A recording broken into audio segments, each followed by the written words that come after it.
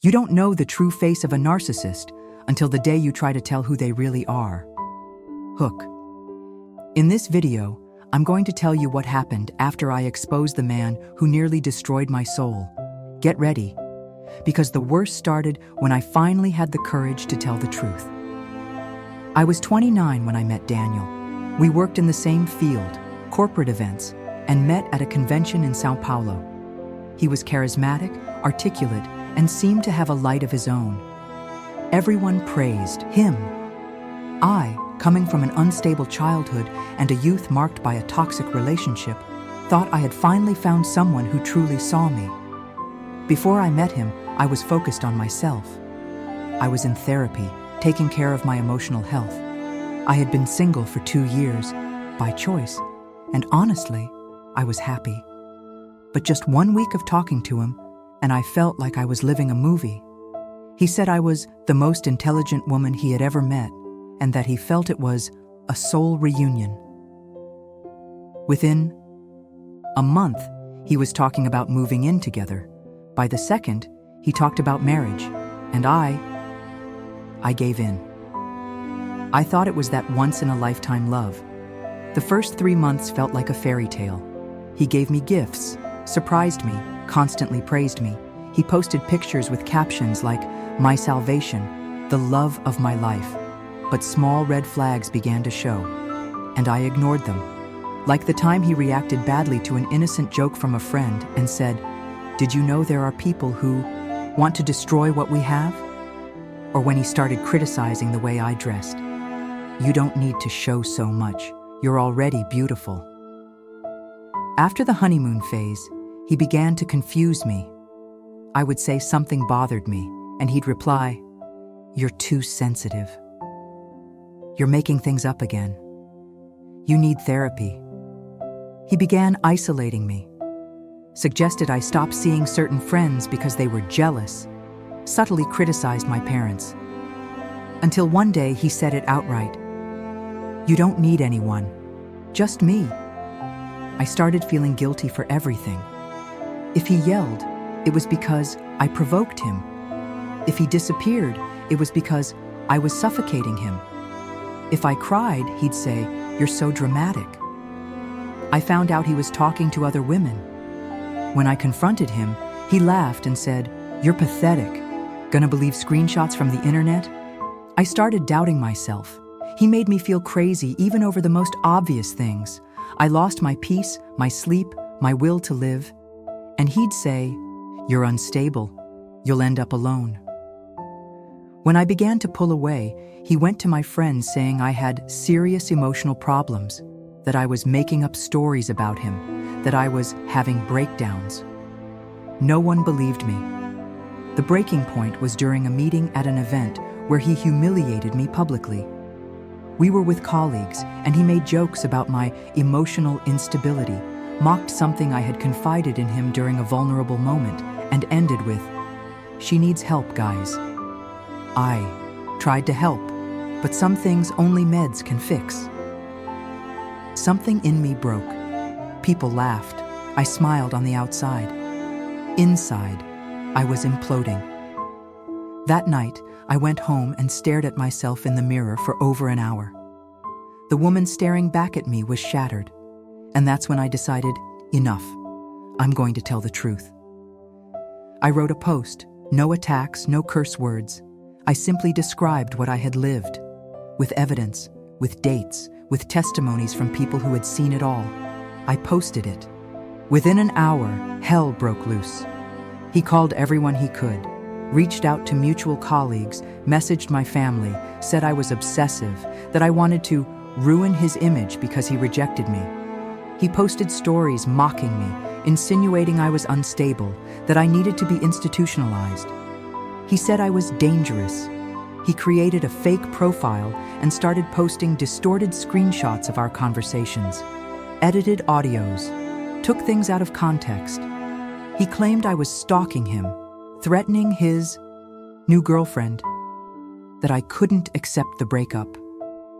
And the worst part? People believed him. I lost clients. I was distanced from events. Friends stayed silent. Some walked away, afraid of getting involved. I even received anonymous threats, cruel comments, people saying I was just looking for likes, for clout. It was one of the darkest periods of my life. I thought about giving up. I isolated myself. But then I found a YouTube video, a woman telling a story identical to mine. I cried.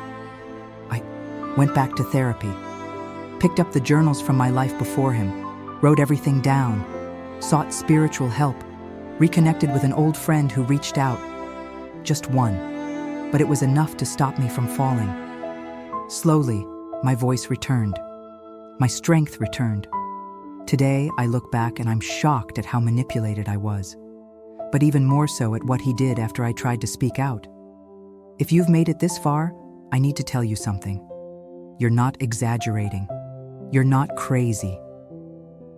Narcissists do exist. And when you expose them, they don't just want to silence you. They want to destroy you. If I could go back, I would have trusted my intuition, paid more attention to the little signs, believed in myself. Today, I know. Real love doesn't have to be hidden. Real love doesn't isolate you. Real love never makes you feel crazy. If you're going through something similar, please, don't stay silent. Don't ignore that discomfort in your chest. If you're still watching, something in this story probably touched you. But I haven't told everything yet, because what Daniel did went far beyond what I thought any human being was capable of. After my post, which, again, was respectful, without defamation, just my truth and a few screenshots, Daniel snapped. But not publicly at first. He started behind the scenes, like a silent predator, moving his chess pieces. He contacted my boss, said he was worried about my mental state, sent old emails, which he had manipulated, to suggest I was unwell, claimed I was harassing him and that he was considering legal action. My boss was unsure, called me in for a talk. The shame I felt in that room is indescribable. He called my mom, said I was self-destructing, that he still loved me, but I needed help. My mom was devastated. She started doubting my side of the story. He didn't scream. He didn't curse. He was cold, meticulous, calculated. He manipulated my friends. Some believed him. Said, "It's strange that you waited so long to speak up," or that it seemed like revenge. Others simply stayed silent. Their silence killed me more than any words. Then, an Instagram profile appeared, a victim's OFM. At first, I thought it was a coincidence, until the posts started with generic phrases about manipulative women and men stalked by toxic exes. But then came fake screenshots, photoshopped images, texts he wrote, pretending to be other victims, and worse, bot comments, giving the profile credibility. He said, "People need to know who she really is." I reported the account, but he was clever. He never mentioned my name directly, but he used blurred photos of us, phrases I had posted on my profile, even a caricature with my physical traits. I started to suspect he was watching me. One day, I went for coffee with a friend, and he showed up, pretended it was a coincidence. He said, "You can't avoid me forever. We still have things to settle." Another day, a follower sent me a screenshot of an anonymous comment saying, "That one? She's been institutionalized, faked abuse for followers." It was him. I knew. He started showing up at events, even after I moved to another city. I questioned whether it was paranoia, but he always left a trace. A look, a message, a deleted audio that said, "Do you really think you'll get away with this?" I stopped sleeping, had panic attacks, didn't want to leave the house. I deactivated my Instagram, stopped answering calls, even distanced myself from my therapist. It felt like my soul had been ripped out, because what Daniel did was more than manipulation. It was psychological warfare, systematic destruction of identity. In one voice note he sent to an acquaintance, he said, She doesn't know who she's dealing with. I'll make her beg to delete that post. Yes, he sued me for slander, defamation, and moral damages, even with clear evidence. Even though I never mentioned his name publicly, he wanted to shut me up, intimidate me. And he almost did. I had to spend money I didn't have on lawyers, sold my laptop, slept at my aunt's house, worked in secret because no one wanted to be associated with someone controversial. Healing didn't come overnight. It came ugly, painful, in pieces. It came after throwing up on the bathroom floor, screaming into a pillow, praying for a sign from God. It came when a follower messaged me. "Thank you for sharing your story. Today I realized I live with a narcissist." That's when I understood. I wasn't alone. And he wasn't going to silence me. I started speaking up again, openly talking about narcissism, gaslighting, and especially post-abuse, the stage where the victim keeps suffering even after escaping. Slowly, Daniel went silent. Maybe he saw I wouldn't stop. Maybe he found a new target. But me? I'll never be the same again, and that's a good thing. A warning for those living this. You are not exaggerating. You're not too sensitive. You're not looking for attention. You were hurt by someone who hides behind masks, sweet words, and public image. And if you think that by telling the truth, the nightmare ends, I need to be honest. It only begins. But there is life after this. There is life after exposure. There is healing after chaos. And there is a strength in you that he will never be able to erase. Narcissists fear exposure more than anything. That's why they will hunt you.